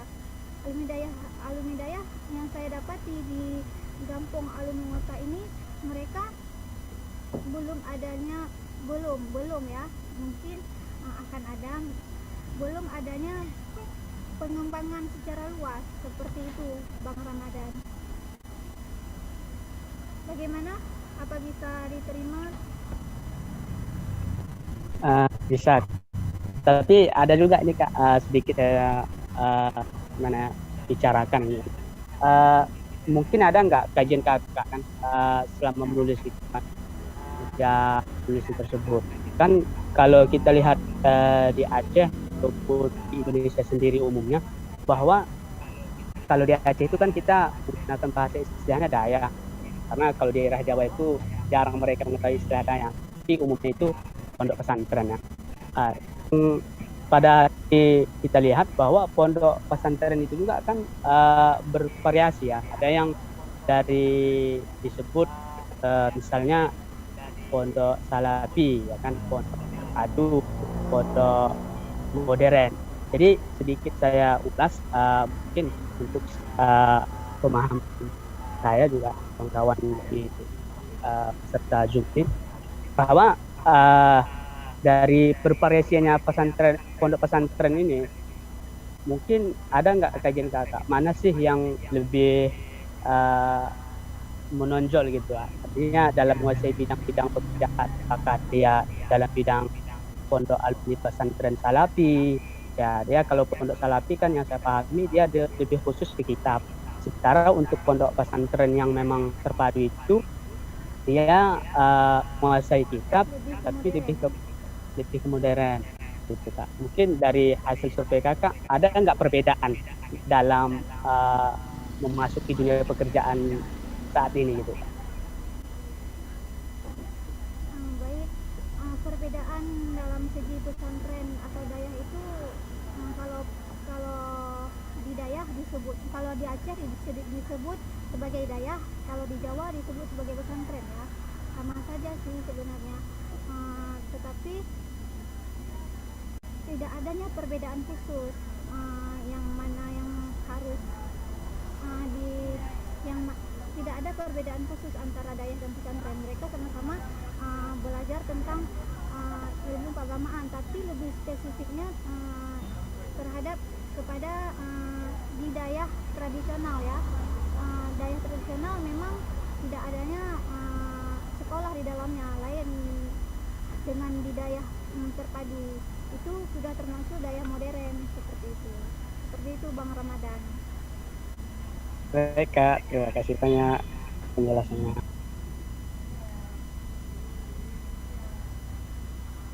Terima kasih kepada Diki yang sudah menjawab pertanyaannya, dan langsung kita masuk ke pertanyaan yang ketiga. Dini Maulina bisa menjawab pertanyaan yang ada di kolom chat. Silakan Dini. Baik, terima kasih kepada moderator. Jadi pertanyaan yang saya terima itu saya rasa masih dari orang yang sama, dari Bang Ramadan. Pertanyaannya adalah sebentar. Saya ingin bertanya kepada materi Kak Dini Maulina. Dalam pembahasan buku kakak tadi ada membahas tentang kesenangan virtual anak muda di Aceh. Pertanyaan saya adalah bagaimana pandangan kakak, apakah kesenangan anak muda di Aceh saat ini banyak ke hal negatif atau positif, dan jika seandainya itu sebuah problem, bagaimana cara kita mengatasinya sebagai anak sosiologi agama jika hal kesenangan tersebut banyak ke arah negatifnya. Terima kasih. Oke, terima kasih kepada Bang Ramadan yang telah memberi pertanyaan yang cukup luar biasa. Saya akan mencoba menjawab pertanyaan tersebut. Sebenarnya yang masalah kesenangan itu, fokus tentang kesenangan di media itu ditulis oleh teman saya. Itu artinya beliau yang lebih paham. Akan tetapi karena di sini Bang Ramadan menanyakan pendapat saya akan mencoba menjawab pertanyaan tersebut. Jadi kalau menurut pandangan saya pribadi, saya itu tidak melihat satu hal itu dalam satu sisi saja. Artinya setiap hal itu pasti punya hal positif dan negatifnya. Kalau memang dia cenderung ke positif, itu artinya ya alhamdulillah gitu. Artinya hadirnya media itu banyak memberi kemudahan gitu. Kemudian kalaupun mengarah ke negatif, tentunya itu satu masalah bagi kita. Nah, contohnya itu misalnya kesenangan virtual itu kan game. Jadi kalau negatif itu anak muda mungkin akan kecanduan game tersebut gitu, sehingga dia lupa waktu, kemudian dia lupa untuk berinteraksi dengan dunia luar. Nah, cara kita selaku orang sosiologi agama, mungkin kita ini kan juga masyarakat, jadi kita itu tidak cukup hanya dengan menasehati mereka, karena kebiasaannya itu tidak akan didengar. Jadi mungkin lebih ke aksinya. Ketika kita digampung, terus kita melihat ada pemuda yang kecanduan game atau kesenangan virtual lainnya yang membuat mereka itu kecanduan, maka yang harus kita lakukan, misalnya ada satu kegiatan di Gampung, maka kita mengajak orang tersebut gitu, kita libatkan mereka dalam setiap kegiatan Gampung. Nah, itu salah satunya. Karena kalau misalnya cuma dinasehatin, biasanya ya gitu, namanya juga anak muda, masuk kuping kanan, keluar kuping kiri gitu. Itu sih yang bisa saya sampaikan. Dan satu lagi mungkin setiap hal itu pasti punya positif dan negatifnya, dan itu kembali ke kita pribadi. Seperti itu Bang Ramadan, pendapat saya. Saya serahkan kembali kepada moderator. Gimana? Sudah jelas jawabannya? Ya, alhamdulillah sudah jelas, Kak. Terima kasih atas pemahamannya. Oke, terima kasih juga karena sudah. Selanjutnya, siapa yang ingin bertanya lagi? Silakan. Saya, Kak. Oh, baik. Silakan.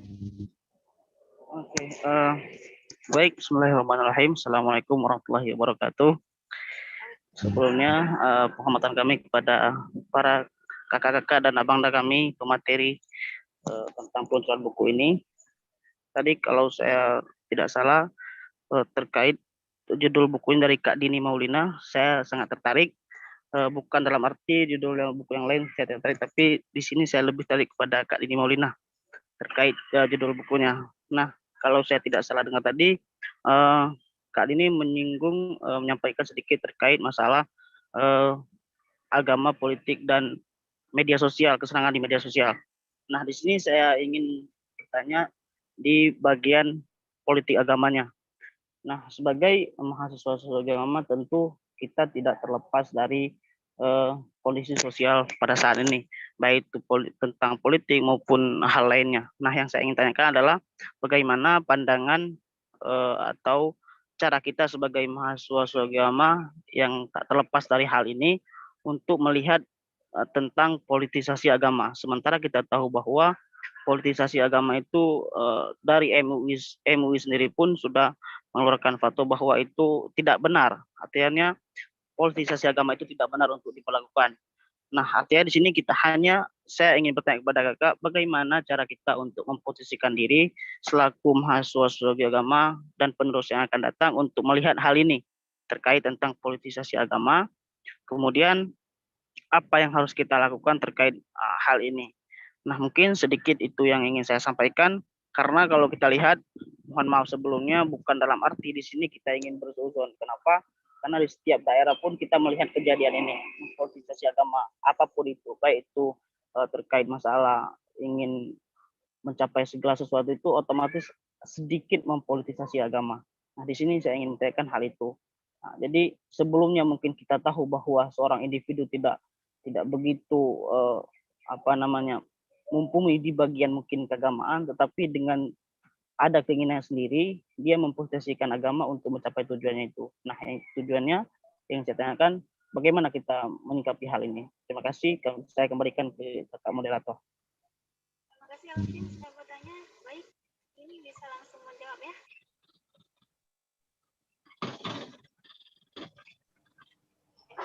Baik, terima kasih kepada penanya. Pertanyaan ini cukup menarik ya.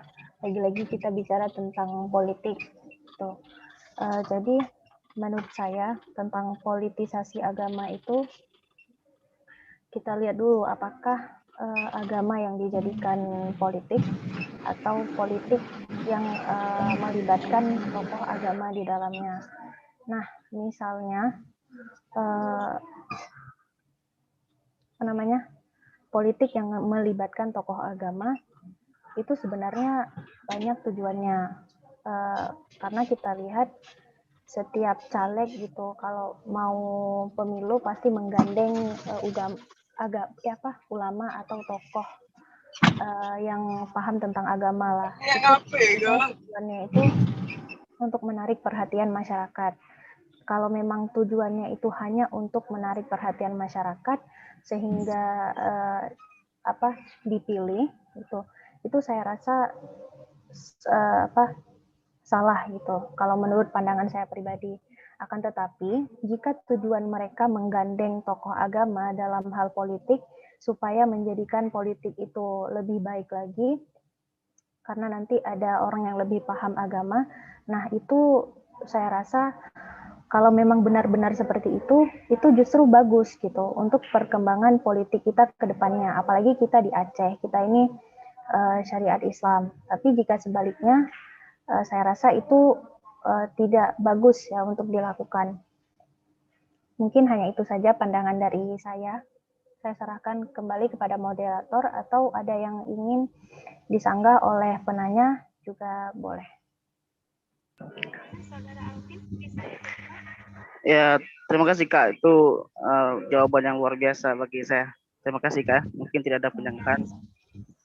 Terima kasih juga karena sudah bertanya. Langsung kita ada pertanyaan untuk Safanila. Boleh langsung dijawab ya. Pertanyaannya ada di kolom chat juga dari Cynthia Wulandari.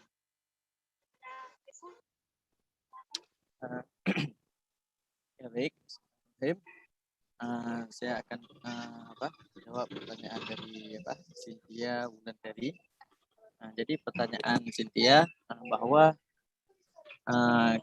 kita ini di Aceh tidak hanya berbeda dalam persoalan agama saja, itu juga adalah dalam berbagai hal perbedaan, sehingga itu dapat merusak tatanan sosial dalam masyarakat. Jadi ya betul, memang kita tidak hanya berbeda dalam persoalan agama saja, tapi kita juga seperti kasus yang terjadi, beberapa kasus yang terjadi dalam masyarakat, bahwa itu ada perbedaan dalam hal lain seperti perbedaan politik.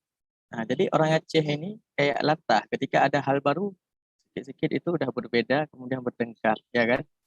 Jadi tidak hanya dalam persoalan agama saja. Jadi di Aceh ini karena jiwa Aceh dulu ini jiwa berperang, apakah suka berperang itu nggak tahu, wallahu alam. Jadi dalam agama saja itu kita bisa berbeda kemudian bertengkar. Kan ada kejadian kemarin di perbedaan antara adalah istilah yang disebut Wahabi, Salafi segala macam. Jadi itu. Jadi bagaimana kita cara mempersatukannya kelompok ini? Apakah kalau memang sudah bersatu itu akan menjadi solusi atau menjawab tuntas permasalahan yang dialami dalam masyarakat?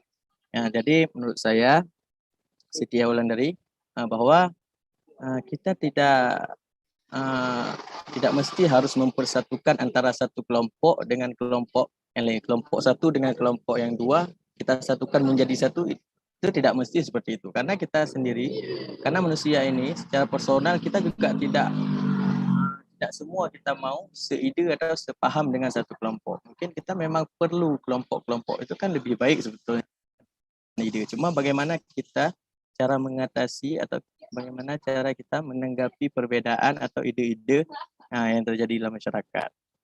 Jadi kita tidak perlu, tidak mesti kali ya harus mempersatukan. Misalnya kita mau satukan hari ini kelompok Wahabi lah istilahnya dengan kelompok ini ahli sunnah lah segala macam, Aswaja mau disatukan dengan Wahabi. Mungkin orang Wahabi juga nggak mau bersatu, ataupun mungkin orang Aswaja jelas-jelas tidak mau bersatu, karena kan di Aceh ini mayoritasnya kelompok Aswaja yang orang-orang ini sebutkan. Itu jelas tidak mau. Jadi bagaimana juga caranya? Artinya kita di sini saling menghargai saja. Ketika itu tidak terjadi permasalahan, tidak memudaratkan dalam masyarakat, masalahnya kita sama-sama sama-sama kita menerima perbedaan itu. Apalagi kita di sini ada kita semua alumni sosiologi atau sosiologi agama khususnya. Peran kita itulah sekarang dalam masyarakat. Bagaimana kita memberikan arahan kepada mak-mak kita, ayah-ayah kita. Kan di kampung-kampung itu kita pulang ke kampung banyak kali orang yang terlalu fanatik kan. sikit-sikit beda tu diusir. Masuk kampung ada majlis taklim, berjenggot sikit, usir. Jadi hari ini kita udah punya ilmu sedikit, jadi pulang ke kampung kita aplikasikan itu. Kita jelaskan, kita sosialisasikan kepada mak-mak kita, ayah-ayah atau saudara-saudara kita di kampung. Jadi kita tidak perlu mesti mempersatukan antara satu kelompok dengan kelompok lain. Tapi kita mengarahkan mereka untuk saling saja menerima perbedaan pendapat selama pendapat itu tidak merusak tatanan yang berat bagi masyarakat. Misalnya persoalan akidah, selama itu tidak merusak akidah, silakan. Perbedaan fikih ini sangat luas. Itu contohnya dalam kasus agama. Begitu juga lagi dengan hal-hal politik. Apalagi hal-hal politik itu kan itu hal yang lumrah. Selalu terjadi perbedaan, itu nggak masalah kita berbeda. Jadi itu saja Cynthia Wulandari ya. Saya kembalikan kepada moderator. Ya, terima kasih kepada Firsa yang telah menjawab. Pak Cynthia Wulandari. Baik, terima kasih untuk jawabannya. Sudah cukup jelas. Terima kasih ya. Ada yang ingin bertanya selanjutnya?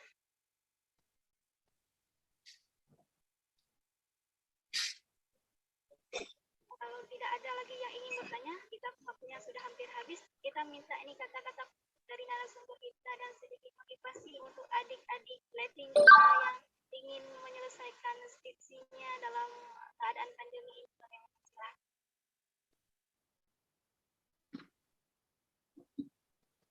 Silakan, siapa duluan? Boleh, silakan Dini. Baik, terima kasih kepada moderator. Kata-kata dari saya buat teman-teman semua gitu, adik-adik sosiologi agama yang pejuang skripsi gitu. Skripsi itu atau tugas akhir lah kita bilang, saya tahu itu melelahkan ya, makanya ada orang bilang script suite ya, supaya mereka itu belajar mencintai skripsi mereka, dan semua orang punya drama tersendiri dengan skripsinya gitu. Tentunya itu melelahkan, jadi pesan dari saya pribadi ya dinikmati aja. Nanti kalau misalnya kalian udah tamat kuliah, kalian akan kangen dengan suasana kampus gitu. Terus ketika kalian lelah ya kalian dialog aja sama diri kalian gitu. Misalnya kenapa ya kok nggak di ACC nih sama pembimbing satu atau dua gitu. Jadi ya bilang aja ke diri sendiri gitu. Kalau misalnya kita tuh orang yang kuat gitu, kita bisa lebih dari itu dan kita pintar ya, pede-pede aja sama diri sendiri sih. Lebih ke itu, karena yang bisa menguatkan diri kita ya cuman kita sendiri. Orang lain itu kadang kalau saya pribadi itu kurang nyangkut gitu. Emang ada beberapa orang yang bisa mensugesti supaya semangat lagi, tapi yang paling berperan adalah diri kita sendiri. Jadi intinya adalah tetap semangat untuk teman-teman semua. Kalian pasti bisa kok. Itu saja yang ingin saya sampaikan. Saya serahkan kembali kepada moderator.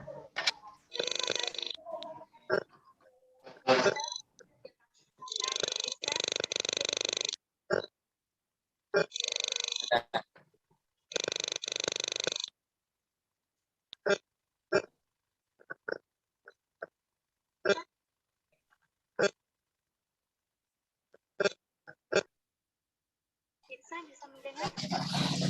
Ya, Saudara Rahmi. Silakan menyampaikan sedikit kata pembuka motivasi adik-adik kita. Oke. Bismillahirrahmanirrahim. Jadi yang ingin saya sampaikan buat adik-adik dalam menyelesaikan masalah istilahnya kita kalau mendaki gunung, skripsi ini adalah gunung yang paling terjal lah. Jadi buat adik-adik siapkan kalau kita mendaki gunung itu adalah siapkan mobil dengan ban karet yang betul-betul nempel pada gunungnya, jangan sampai tergulir ke jurangnya. Jadi motivasi saya itu buat adik-adik semua sama kayak Kak Dini bilang tadi bahwa kita harus semangat, jangan putus asa. Karena apalagi kalau kita putus asa itu artinya kita udah putus dari rahmat Allah ya kan. Jadi Allah itu tidak memberikan kita ujian itu yang ujian itu tidak sanggup kita hadapi. Artinya kalau Allah sudah memberikan ujian kepada kita, artinya kita menghadapi itu. Artinya adik-adik sekarang yang udah menempuh tahap skripsi, jadi memang adik-adik ini udah ditakdirkan untuk menyelesaikan skripsi. Jadi semangat, rajin-rajin bimbingnya, dan semoga program-program book chapter ini terulang kembali pada masa adik-adik. Karena saya sendiri melihat program book chapter ini sangat bermanfaat. Karena kita hari ini tidak menulis skripsi lagi, tapi kita menulis buku. Kan kita sedikit bangga lah ya. Mahasiswa S1 udah bisa menulis buku. Sebelumnya kan hanya mahasiswa S2, dosen-dosen kita yang tulis buku. Tapi hari ini kita bisa menulis buku, tidak lagi skripsi yang begitu tebal sampai 150 halaman. Mungkin di pustaka aja jarang orang baca. Jadi motivasi buat adik-adik juga dan buat kawan-kawan atau Pak Sis, khususnya Pak Sehat di Prodi, semoga program ini terus berjalan Pak. Sehingga adik-adik kita juga tidak hanya semangat tapi juga didukung oleh Pak Sehat. Karena saya merasa program book chapter ini kita dibimbing full oleh pembimbing kita. Terima kasih juga kepada Pak Sehat dan Bapak Arfiansyah dan segala segenap dosen di Prodi kita yang telah membimbing kami. Mungkin itu saja Kak Rahmi. Baik, terima kasih sampaikan motivasinya. Semoga kita mungkin dari sini ada. Ya, Rahmi. Jadi ada sedikit kata-kata motivasi dan kata penutup. Baik, yang ingin saya sampaikan kepada adik-adik yaitu menulis itu memang suatu hal yang sangat menantang ya kalau menurut saya, di mana ide dan gagasan kita itu kita tuangkan di dalam suatu kata yang kita rangkai sedemikian rupa ya supaya hasil tulisan kita itu semenarik mungkin. Ya kalau menurut saya menulis itu ya suatu hal yang adanya perubahan mood seperti itu. Kita tidak bisa sembarangan menulis kalau misalnya mood kita itu kurang bagus ya. Solusinya kita perbaiki dulu mood kita, fokus dulu apa yang telah kita targetkan. Insya Allah semuanya akan berjalan dengan lancar. Tulisan kita, mood kita kembali bagus, normal, kita akan melanjutkan penulisan seperti itu. Sama yang seperti dibilang sama Dini ya, kalian nikmati saja masa-masa penulisan skripsi kalian. Nanti kalian bakalan merindukan masa-masa bimbingan, masa-masa menunggu dosen seperti itu ya. Tetapi mungkin program book chapter ini mudah-mudahan bisa diulangi lagi seperti yang dikatakan Firsa, karena book chapter ini memang sangat banyak kita dapatkan pelajaran dari dari pembukuan skripsi ke publik ini. Misalnya dari pembebasan, dari meminimalisir hasil plagiasi. Dengan begitu, dengan meminimalisir hasil plagiasi, kita akan menemukan ide baru dalam pikiran kita dan kita tuangkan di dalam hasil tulisan kita. Itu juga tidak terlepas dari keseriusan pembimbing chapter kepada dosen-dosen yang terlibat dalam pembukuan skripsi seperti saat ini. Terima kasih kepada dosen yang terlibat dalam penulisan skripsi tersebut. Ya, Rahmi, mungkin hanya itu saja yang dapat saya sampaikan. Baik, terima kasih Giti karena sudah memberi motivasi kepada kita semua. Baik, tibalah kita di penghujung acara. Aku kata ada sebuah kata-kata dari saya, tetaplah semangat, jangan menyerah karena tidak ada yang namanya keberuntungan, yang ada hanyalah kesiapan untuk menghadapi kesempatan. Akhir kata, saya Rahmi selaku moderator sendiri. Terima kasih karena sudah berhadir atau sudah bergabung pada acara hari ini, dan saya mohon maaf segala kesalahan. Kata, Assalamualaikum warahmatullahi wabarakatuh. Waalaikumsalam warahmatullahi wabarakatuh.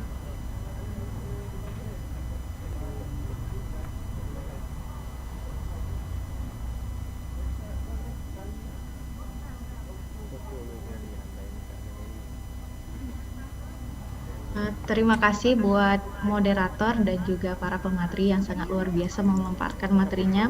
Untuk hari ini, tadi ada banyak pesan ya dari teman-teman pemateri, ada dari Dini katanya jadikan skripsi itu sebagai sweet script ya. Jadi dijadikan skripsi itu sebagai cinta gitu ya. Ya, script sweet ya gitu. Terus dari Firsa juga katanya siapin bannya yang kuat gitu ya supaya bisa selesai 4 tahun gitu ya kayak kakak-kakak letting ini. Mungkin akhir kalam saya sebagai MC hari ini mengucapkan terima kasih sebesar-besarnya kepada teman-teman dan mohon maaf jika ada tutur kata yang salah dari saya. Sekian, wassalamualaikum warahmatullahi wabarakatuh. Tapi sebelumnya kita foto bareng dulu ya supaya untuk dokumentasi. Mungkin Pak Sehat bisa bantu untuk foto. Bisa. Silahkan tersenyum. Sesenyum-senyumnya. 1, 2, 3. Bentar. Sorry. 1, 2. Ramadan belum nampak tuh. Masih banyak yang belum hidup kamera nih. Gimana mau lihat senyumnya? Iya. Atau senyumnya memang tersembunyi ya? Ya. Senyumnya dalam kegelapan. Hitam gelap semua soalnya. Sebentar, sekali lagi. Oke, siap. Alpin, Wulandari, dan siapa tadi? Ramadan. Siapa satu lagi yang bertanya tadi? Nggak ada? Bertiga. Yang akan mendapatkan buku ya. Silakan jumpai Ibu Lilis di Prodi Sosiologi Agama. Bukunya bisa pilih ya. Salah satu dari 4. Bagi yang masih di kampung, Pak. Yang di kampung berarti waktu balik ke Bandar. Terima kasih, Pak. Oke, Ramadan. Ya. Baik ya, kita tutup ya acara hari ini. Terima kasih semuanya sudah berpartisipasi. Mudah-mudahan kita bisa buat yang lain lagi. Masih ada satu buku lagi yang akan kita bedah dalam waktu dekat. Klik nomik ya. Ini juga menarik ya. Baik, terima kasih. Mari kita akhiri. Assalamualaikum warahmatullahi wabarakatuh. Terima kasih Cici, Dini, Rahmi, Firsa.